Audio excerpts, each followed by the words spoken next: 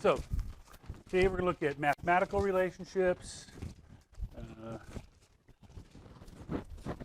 and the relationship between energy and frequency. On Friday we saw the relationship between wavelength and frequency. If you got a long wave, very few are going to go by. So as the wavelength gets longer, the frequency gets smaller. That's the inverse relationship. So, but how can we tell wavelength? Well, for some of the waves, we just look at them because that's what color is. Color is different frequencies of light or different waves of light. The difference between blue and red is the waves of blue are shorter than the waves of red. That's the difference. So actually, color only happens in your head. The wavelength hits your eyes. Your eyes translate that into a signal. That signal gets sent to your brain, and your brain says, your brain draws the picture, the red. So red really only happens in your head. It's really just a wavelength of light, and your brain's decoding it. It's kind of strange. The question is, does the red in your head look the same as the red in my head? We'll never know. Okay. Now, I said it's different colors. Colors are not, once you get to a certain wavelength, our eyes can't detect it anymore. But if you make that wave longer, it's still there, we just can't detect it. Our eyeballs aren't good detectors for those. Okay? And there's a whole wide variety of frequencies. How many? I would say an infinite number. An infinite number in both ways of infinite. Infinite from 0 up and infinite between two numbers. That there's an infinite number between 1 and 0. There's an infinite number of points, right? Well, there's an infinite number of waves between 0 meters and 1 meters, because you can make them any size in between. That make sense? Okay. That whole range is called the spectrum. So that's where people tend to use it in common language to mean a whole wide range of things across the whole spectrum of abilities. The spectrum is just a way of describing a wide range. Okay? Now, a tiny part of those wave spectrums we can see. We call it visible light. So all the visible light we can see, the whole rainbow, fits into a tiny fraction of all the different kinds of waves. Okay?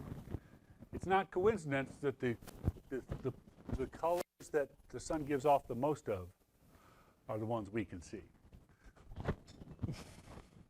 So we can see all the way up to blue and then to violet, and then we can't see it anymore because the frequency has gone above violet. And the way you say above violet is ultraviolet. Ultra means above, violet is the color. So ultraviolet just means above violet. So these are higher frequency than light, and these are lower frequency than light.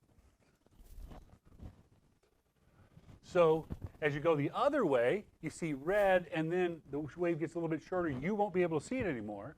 So that wavelength, that frequency is below red. So the way you say below is infra. So it's infrared, below red. Okay? And then below infrared is microwaves, the stuff that heats up your food, and then radio waves behind that. Radio waves are longer. Okay? Ultraviolet, above that is X-rays, and above that is gamma rays. Okay?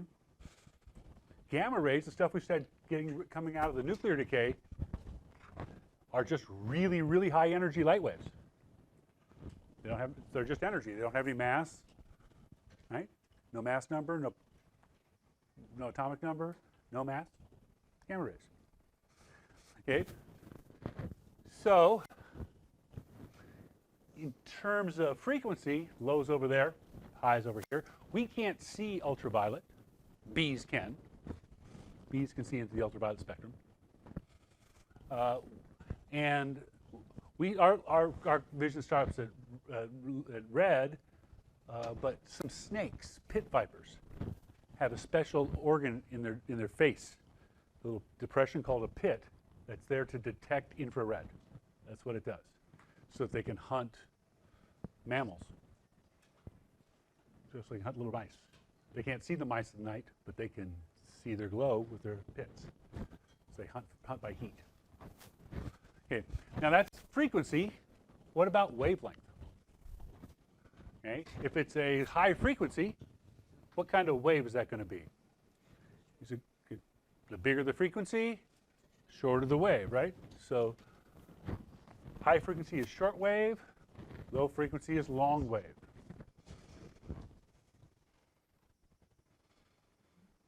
So when somebody says shortwave radio, they're talking, oh, right here.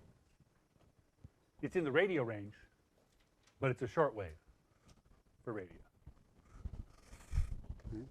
So the stuff that we see is made up the same kind of waves as the microwave that heats up our food.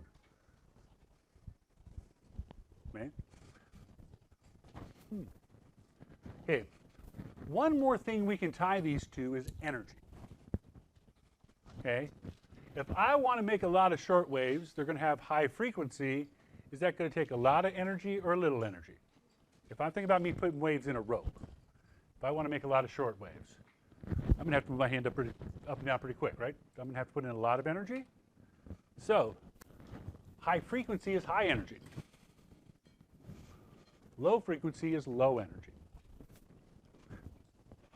And this picture right here is what I think of every time I read in the news about people worried that cell phones are causing brain cancer because you're holding the cell phone up next to your ear. Okay? Cell phones send their signals here. Cell phones are radios. Okay? Now, I can understand how an ultraviolet ray with its high energy can knock the DNA around, and then when it may be put together wrong. I can understand how high energy X-rays and gamma rays knock the DNA around, because they got lots of energy. They're going to knock the DNA around. I cannot understand how radio can knock DNA around. It doesn't have enough energy. So every time I read that, I said, you got to come up with a new mechanism for causing cancer that I don't know about, because you got to mess up the DNA, and radio waves aren't strong enough to mess up DNA. Okay? Microwaves are barely strong enough to get food hot. Oh, sorry. Okay? So you understand my argument against cell phones and brain cancer is it's like carrying a radio next to your ear. That's all it is, just a radio. So that's the whole spectrum. We can look at it in any one of these three pieces, and we're going to want to mathematically connect those three pieces. Okay? Because if I know one, I should be able to find the other two. Make sense? That's where we're going to. Okay. So one of the things that they couldn't explain with Rutherford's model was the photoelectric effect. So first I have to teach you what the photoelectric effect is so that we can explain it. Seems like a pretty logical thing, right? Okay, so photo is talking about light. Electric is electricity. So how light and electricity are connected. If you shine light onto a piece of metal, you can knock that electron off.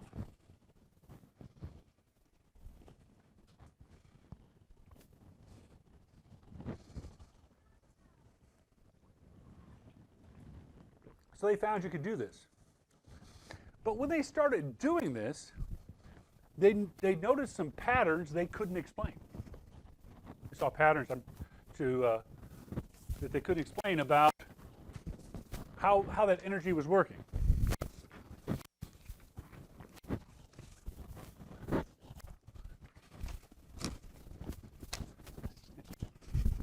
So Let me show what their experiments looked like. We're going to see the electrons, but all they saw was whether electricity was conducted or not.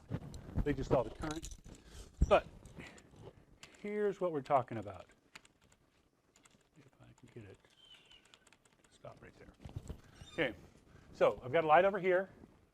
If I turn it off, nothing happens. And I can change what metal it is. Think about sodium. Okay. When I turn it on, I can adjust what wavelength I want there. Right. So if I turn on the light, it knocks off electrons. And all you would see is electrons. You'd see current down here, that there'd be electrical current flowing. Okay. As I make the light brighter,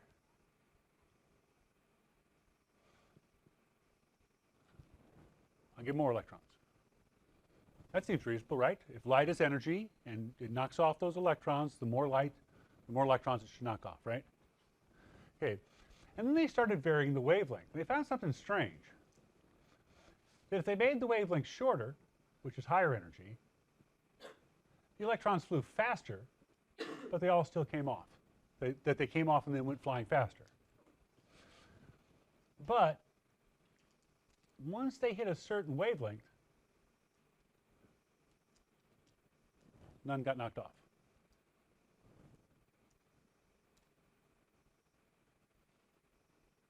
So if I get the right wavelength, electrons come off. If I get the wrong wavelength, they don't. And if they don't, it doesn't matter how bright I make the light. And if they do, it doesn't matter how dim I make the light. The dim light is still going to knock off a few electrons. So there's a lot more. So if I turn this up, if I turn this right here at 499 and I turn it up way high, okay, I get lots of electrons. 521, 530. At 530, I still get some. 538. At 541, I don't get any. No matter how bright I make this light, at 541, no electrons come off. So I'm putting in more energy, but it's not knocking off any more electrons. But if I make it at 540, nothing. 539. Yep, there you go. 539 happens. But they just barely have enough energy to leave. So at 539 it happens, and 540 it doesn't. So that's kind of tough, because I should be able to make waves with any kind of energy. All right? And if they got energy, the more energy I put in, the more it should knock off. And if I change metals,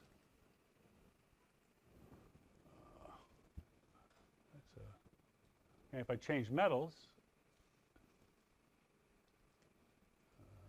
let's get this thing cleared off. Just let me reset. No. Okay, if I change metals, now I've got copper. That the 530 doesn't work. I have to get down the 200s before the electrons start coming off. 229. So for copper, it's got the same properties. If I make it dimmer, fewer come off. If I make it brighter, more come off. But it happens at 229. It doesn't happen at 230. So that's what they're trying to explain. Because if I put in more light, that's more energy. I should knock off the electrons. It only seems logical to me, but it doesn't happen. So that's what they're trying to explain. Okay? That each metal required a different minimum energy.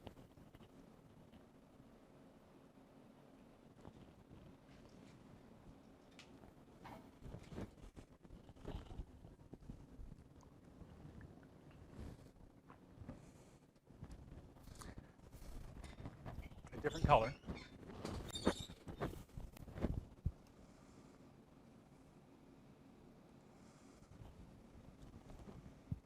So platinum was different than sodium. Copper would be different. Every metal. The fact is, you could use it to identify. Okay?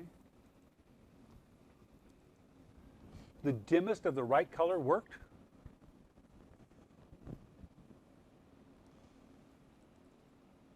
And the more light you put in, the more electrons you got.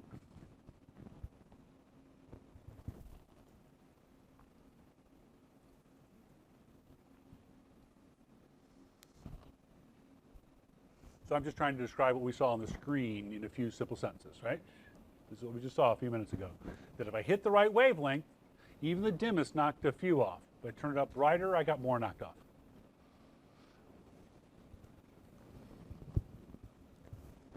But no, if I got the wrong color,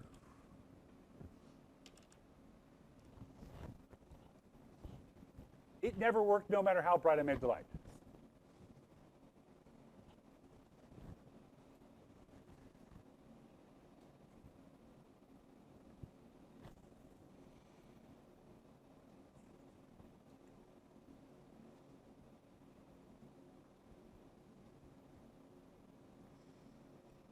So that's a summary of what I saw in those experiments.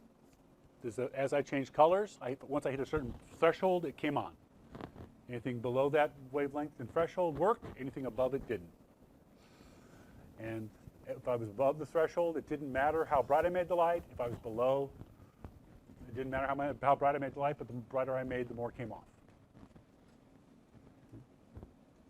While we still got that thing, where you see the photoelectric effect in your life is, this is the idea behind a solar panel. Silicon takes visible light, and you knock the electron off, and it jumps. And it jumps over here, and it gets in that wire, and then travels. Well, once it's jumped, this plate over here is positive. It lost an electron. It wants that electron back. But what happens is that electron, to get back, goes through the wire. And along the way, charges the battery, powers your house. Okay. So the sunlight hits the silicon, knocks electrons off, they jump, and they want to get back to where they jumped from, and you force it so it has to go all the way through the metal to make that jump, to get back to where it started from. That's why electricity requires a complete circuit. You make a positive one spot, but you're going to have to fill that in, and you put something useful along the way, a battery, a light bulb. So this is how solar cells work. Light knocks off electrons. The electrons have to get back to where they came from. They go through the wire. Okay. So they had to pick something that would work in visible light. Silicon worked. Okay. So what did this mean? Because this confused people. If I've got energy, I can pour in any amount of energy. So if I want to knock an electron out, I should be able to pour in enough energy to knock that electron off. And I can get that much energy from any color of light. Just make the light brighter and brighter and brighter. But it didn't work. Brighter and brighter light didn't knock off any electrons. So it took a pretty smart guy to figure out what was going on. His name was Einstein. Actually, Einstein did not get the Nobel Prize for relativity. He got the Nobel Prize for explaining the photoelectric effect. This explanation is what got him the Nobel Prize. So once you know it, it seems pretty obvious. But this is what he says is going on. Okay, energy comes in little tiny particles. And those little tiny particles can differ in energy, but you got a chunk of energy. You've got this much energy. So the way they had to explain it was the same way they had to explain matter. Matter comes in little tiny pieces called atoms. Energy comes in little tiny pieces called quanta.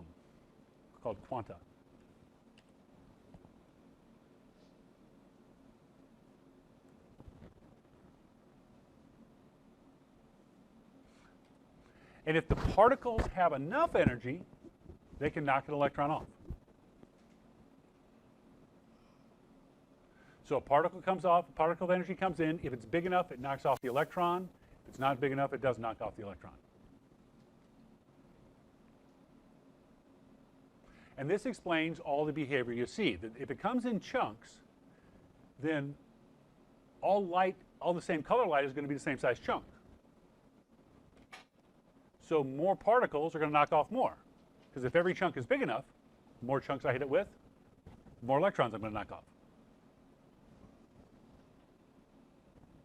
Does that seem reasonable? The more pieces I hit it with. If the quanta is too small, they don't have enough energy, they can't knock off electrons. No matter how many there are.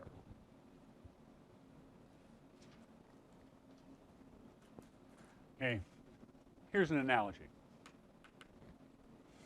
I hope gets the idea across about why the number matters and why the amount of energy they have matters. Okay, got an empty basketball court. You give a 3-year-old a basketball. How many baskets are they going to make? Standard regulation 10-foot high basket. How many baskets is that 3-year-old going to make?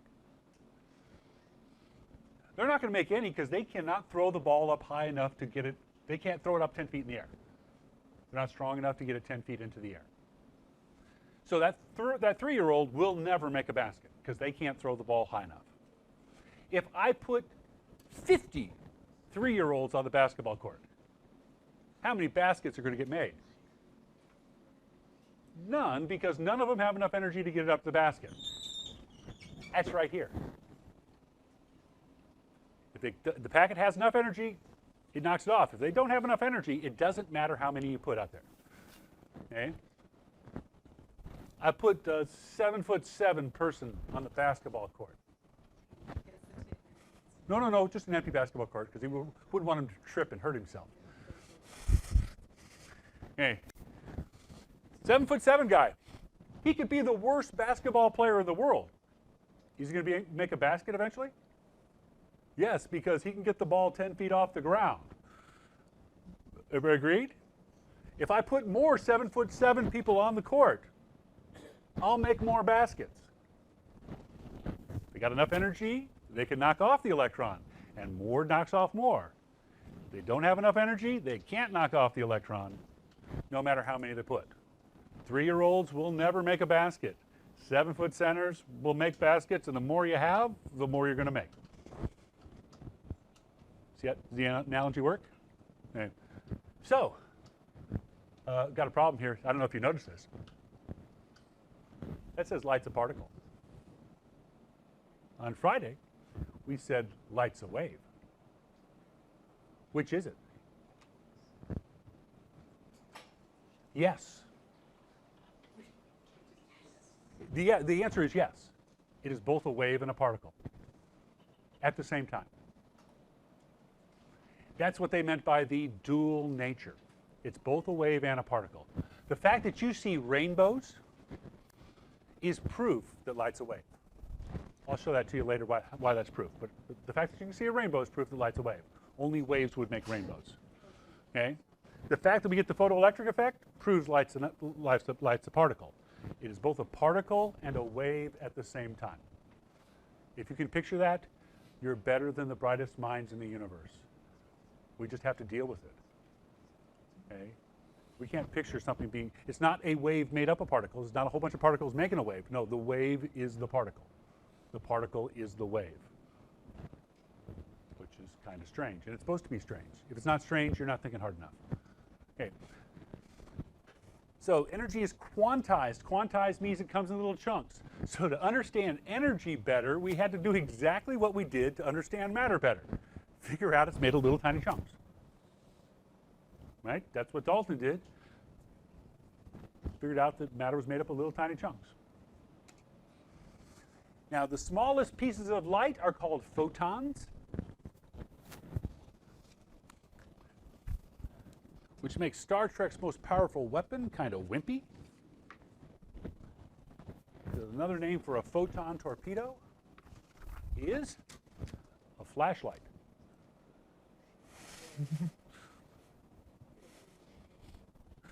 Right? The photon's a little tiny piece of light. Photon torpedo would be a flashlight. Okay, energy and frequency are directly related. We can see that in terms of making the waves. That's the way I introduced it when Jake asked this question today. was if I wanted to make a lot of short waves, or make a bunch of waves really frequently, I would have to move my hand up and down really fast.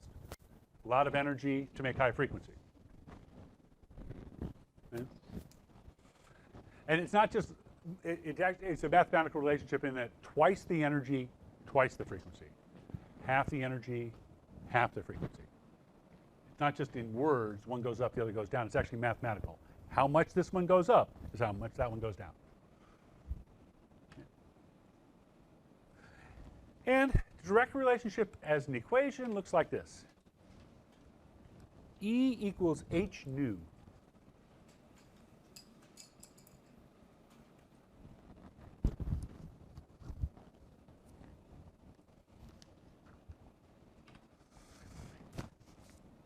E is the energy of the photon.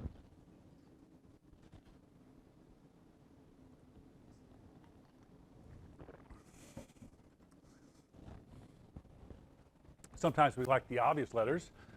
Not all letters are obvious. So what's new? What's new? New is frequency.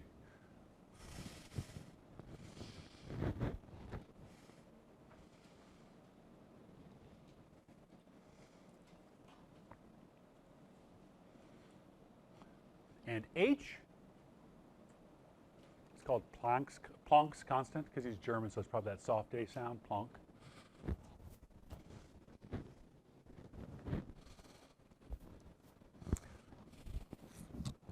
Hey, what do you think is true about Planck's constant? It's constant. It has one value. Well, actually, they got some evidence. It might have changed over the history of the course of the universe. There's some debate about that right now. Maybe it wasn't always constant. Okay. But we're going to pretend we're going to say it's constant. For us, it's constant. It's 6.626 times 10 to the negative 34th. And those units are joules times seconds, not joules per second. Joules times seconds, joule seconds.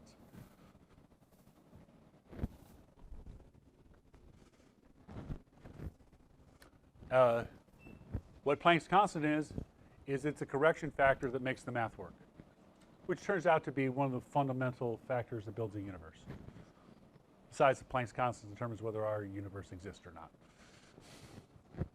which is kind of strange. Okay. So in chapter 4, we've got two equations. One we learned on Friday, and the font did a substitution here for me, so it should be C equals lambda nu.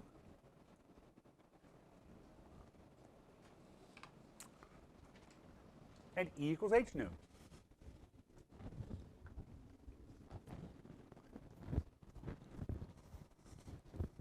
So I got two equations with 5 things in them. E, h, c, lambda, nu. But not all 5 of them are variables. 2 of them. C is always 3 times 10 to the 8th meters per second.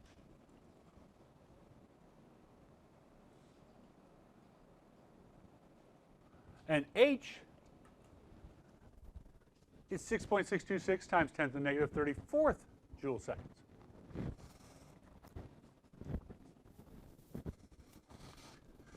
So now my 5 things are down to 3. So I got 3 things in 2 equations. So if I tell you one of them, you can figure out the other 2. Because if I tell you wavelength, you can find frequency, because C is constant. If I tell you frequency, you can find energy, because H is constant. Okay? If I tell you energy, you can find frequency. Once you find frequency, you can find wavelength. Does that make sense? So if I tell you any one of those, you can figure out the other 2. So wavelength, frequency, and energy are just 3 ways of looking at the same thing. Like a mirror that gave you 3 images. 3 ways of looking at the same thing. For example, so the blue light in a Blu-ray They call it Blu-ray because the laser in it is blue. Because they wanted a shorter wavelength than red, because shorter wavelengths means you get to put the information closer together, and you can put more information on. So they use blue light, blue lasers in a Blu-ray. Most CD players use a red light. At longer frequency, red light doesn't store information as well as shorter frequency blue. So, identify the pieces. At least in your head, go through this process. They want frequency. They want nu. They've given me 4.2 times 10 to the minus fifth centimeters. That's lambda.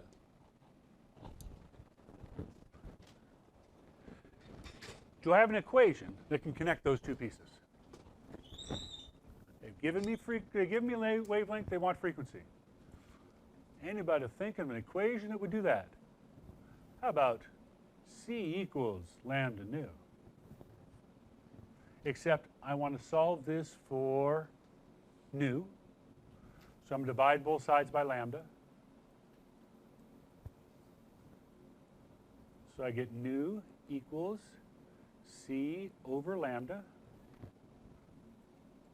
So I put my 3.00 times 10 to the 8th meters per second on top of 4.2 times 10 to the minus 5th centimeters, and I stop right there. I say, I have a problem. My units are messy, because one of them's in meters, the other one's in centimeters. I need to fix that. So I do not want to put 4.2 times 10 to the minus 5th centimeters. I want to get rid of centimeters and change it to meters. 1 meter is 100 centimeters. That's 4.2 times 10 to the minus 7th meters. That's what I want in my denominator. Everybody see the need? I could have changed meters per second into centimeters per second too. That would have worked too. I could have used 3.3 times 10 to the 10th centimeters per second. Hey, you push those buttons on your calculator. 4.2 only has 2 sig figs. So I get 7.1 times 10 to the 14th. And what units? Hey, the meters cancel off, but it doesn't give me seconds. Seconds is still on the bottom. It gives me 1 over seconds, which is the same thing as hertz. Remember, hertz was 1 over seconds? That was our unit. How many times it goes back and forth? So there's 3 or 4 ways of writing the same thing. 1 over seconds, hertz, seconds to the minus 1, inverse seconds. Those will all mean the same thing. Really complicated math? Just make sure your units work out, and 1 over seconds equals hertz. So why bother coming up with a new unit? Why they come up with hertz? Well, my next example will show you why they put hertz instead of 1 over seconds. Question, Katie?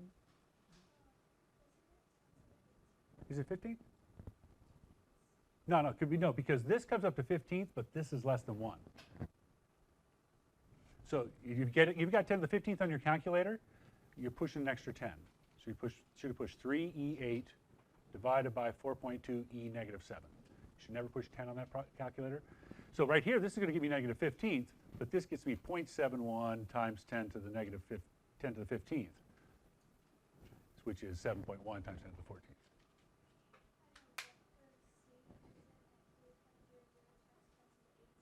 No, eighth.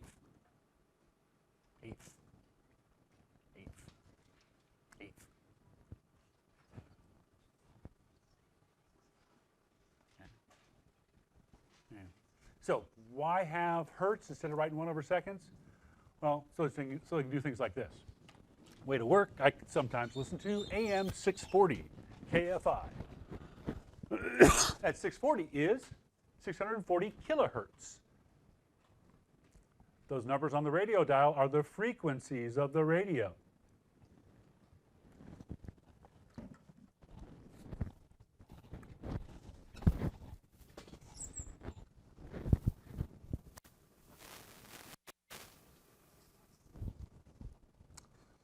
So they want the wavelength. What is the wavelength? Lambda equals. What is the wavelength? That's the first thing I did. And frequency of 640 kilohertz, so nu is 640 kilohertz.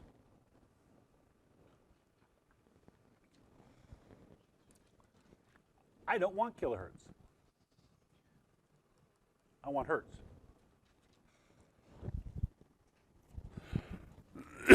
1,000 hertz is a kilohertz. So I've got 640,000 hertz. See how that wouldn't work with 1 over seconds? Kilo 1 over seconds? That'd be ugly, wouldn't it? So the reason why they came up with the unit hertz is so they could put kilo in front of it. Hey, anybody know an equation that's got those two pieces in it?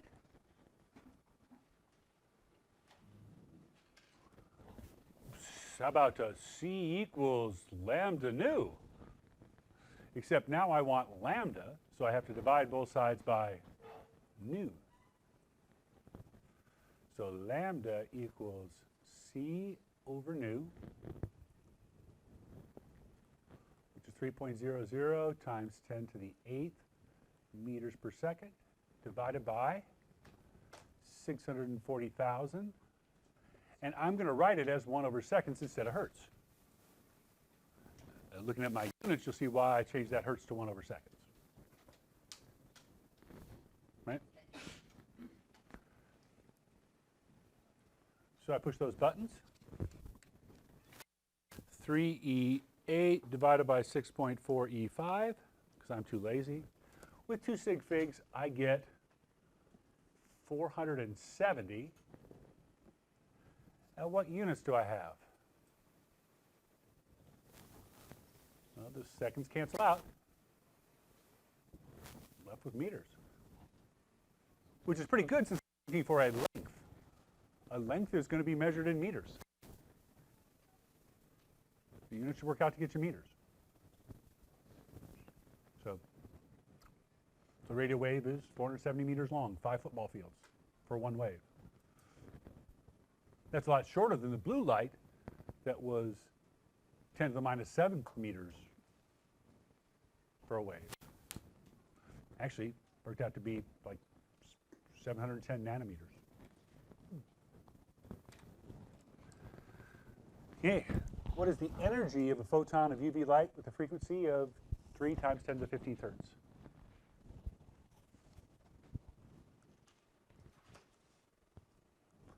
What is the energy? That's what they're looking for.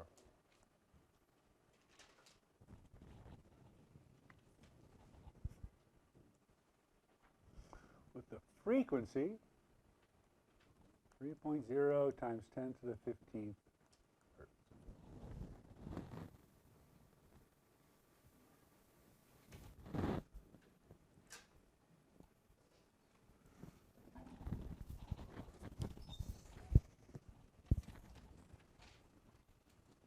Anybody know an equation with those pieces in it?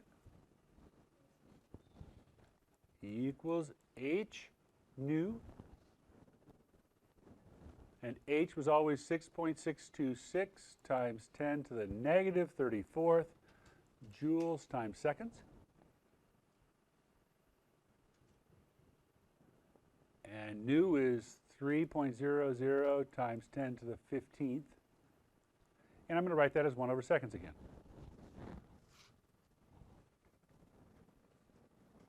6.626 e negative 34. You don't have to memorize C or H. I'll give them to you on the test. Times 3e15 is, with 3 sig figs, 1.99 times 10 to the negative 18th. What units? Seconds go away, I'm left with just joules. That's why this is joules times seconds, so that they cancel out. I told you, H is just a number that makes it so the math works. They could measure the energy, they could measure the frequency. H is the piece that makes them work out. So they graphed energy versus frequency. H was the slope of the line. Does that make sense? You're questioning. What did I do wrong? Oh, I copied badly. Okay, that's what it is. I extra copied. So 2 sig figs is 2.0.